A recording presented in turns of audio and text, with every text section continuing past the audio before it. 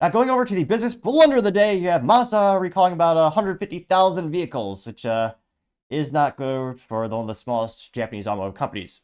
Again, when we look at volume of sales, the biggest, most successful automotive company on the planet, I mean, that's going to be Toyota, especially with reliability. Those things are darn near bulletproof, although I think they kind of peaked in 2000 era Japanese automotive cars. I mean, my parents bought a 2001 Honda Accord new. Still runs like a champ. Now that's a good ROI. These days, unfortunately, cars have a little bit more errors, partially because there's so much crap they have to put in there because the governments and, well, accessories that some people want. Quite frankly, as long as the car has 3 pedals and a good old gas engine, I'm pretty darn happy. If it has heated seats, even better, but not necessary. Now, this comes to us thanks to Ajeen Forbes, who, interestingly enough, she does not work at Forbes. She should. She works at USA Today. Now, they say, quote, Mazda recalls over 150,000 vehicles. Here, let's see if they actually have a good picture of them. Well, it's modern Mazda, so there's no good pictures of modern Mazda with the exception of Miata. I think their styling kind of peaked at the RX-7 and, well, the RX-8. Some people don't like the styling of the Mazda RX-8, but man, I like it. It has a unique rotary engine with a stick shift option and suicide doors. To me, that was one of the coolest things Mazda's made in decades. And of course, the Miata's the best track toy, bar none, in terms of ROI, but I partially digress and get back on track. Pun moderately intended. They say, quote, Mazda is issuing recalls for over 150,000 vehicles, including the Mazda CX-70 and CX-90 models. Well, thank God it's not the ones that matter. Let's be honest, Mazda Miata is the one we want. It's a fun one. It's the one that a lot of people buy.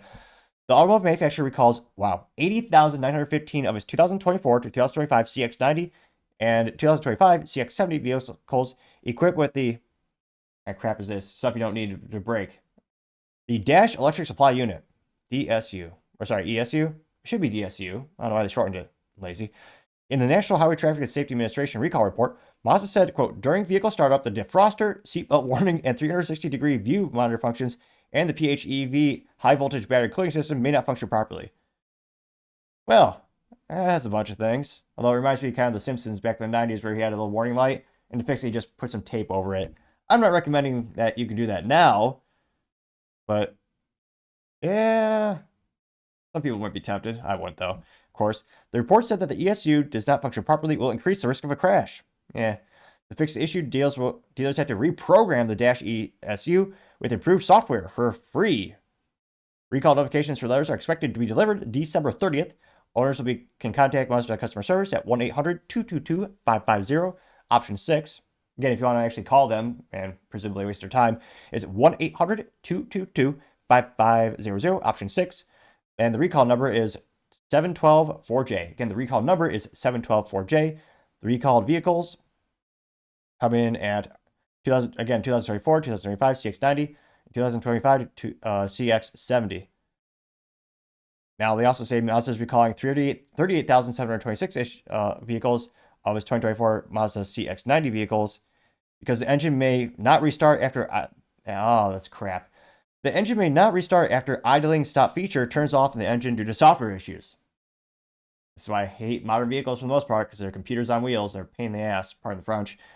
And yeah, all this idle stop crap, it's not for you. It's not for longevity vehicles. It's for the BS government mandates, which hopefully Trump sticks to his word and day one gets rid of the EV mandates and gets rid of a bunch of this tailpipe emissions junk. So you actually have cars that are reliable and last 20, 30, 40 years. Because again, even GM does, they all do this because they're forced to. A lot of these engines have these idle. It's a mechanism in which they have a V8, but they'll neuter it to inline. Well, in that case, it would be a V4 because it's in a V configuration. But it's an instance where if you're at a stop sign, you ever wonder why your engine stops?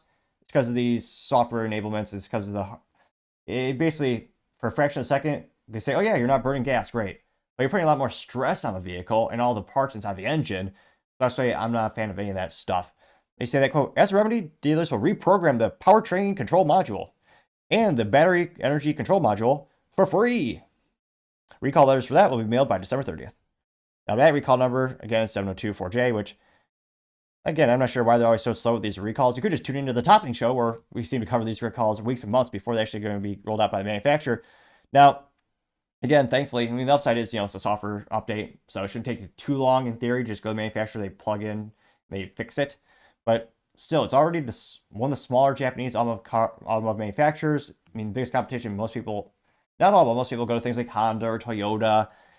And I mean, they're already not known for being the most reliable. A lot of people appreciate the styling of Mazda, but to have more issues that chisel away reliability rating, which again is now already more in question, gotta say Mazda, that is certainly the business blunder of the day.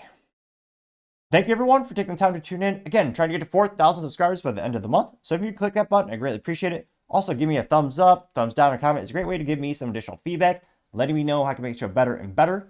Lastly, don't forget to take time to tell your family, tell your friends, tell your coworkers, heck, tell your enemies, tell anyone and everyone. Just stay safe, fight the good fight.